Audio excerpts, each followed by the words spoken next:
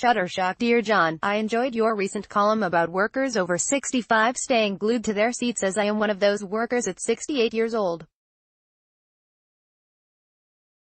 A major reason for me and some of my colleagues staying in the workforce is that many of us had big jobs throughout our careers that paid quite well.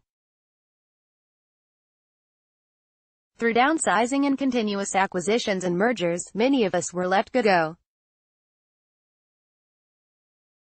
That resulted in our regaining employment, but at much lower income ranges than we were used to. Although some of us knew the bubble would eventually burst and saved for a rainy day, our savings power was greatly reduced because of the income drops.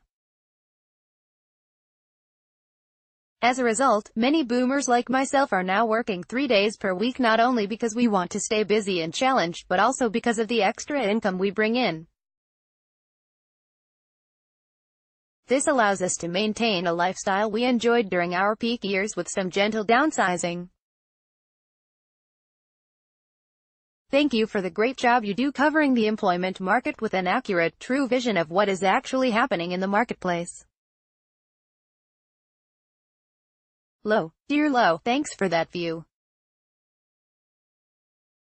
Others have suggested that the fact that full Social Security payments don't start for many until age 66 is also keeping people in the workforce.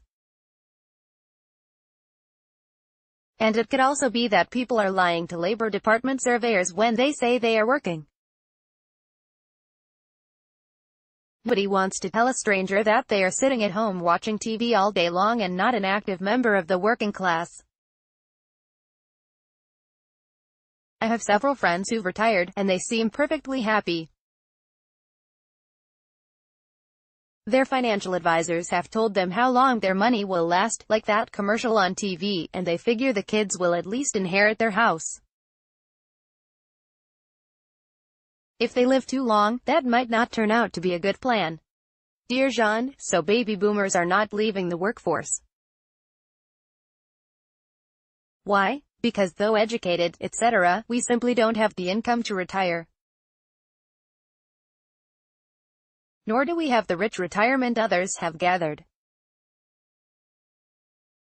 I will need to work until at least 73 years of age. I'm now 64, due to divorce, the implosion of my career choice, the housing crash of '08 and wretched student loans, for one son, as ordered by the state of Connecticut for divorced parents. Isn't life great? Jay-Z. Dear Jay-Z, do I have to ask the police to do a wellness check at your house? Hope things work out better for you. On the bright side, the Labor Department says there are lots of jobs out there. Maybe one of them will be your dream job that you'll want to do beyond 73. Dear Jean, you overlook one additional reason for the workforce participation rate for those 65 and older. Maybe people simply enjoy their jobs and feel productive and fulfilled in their work.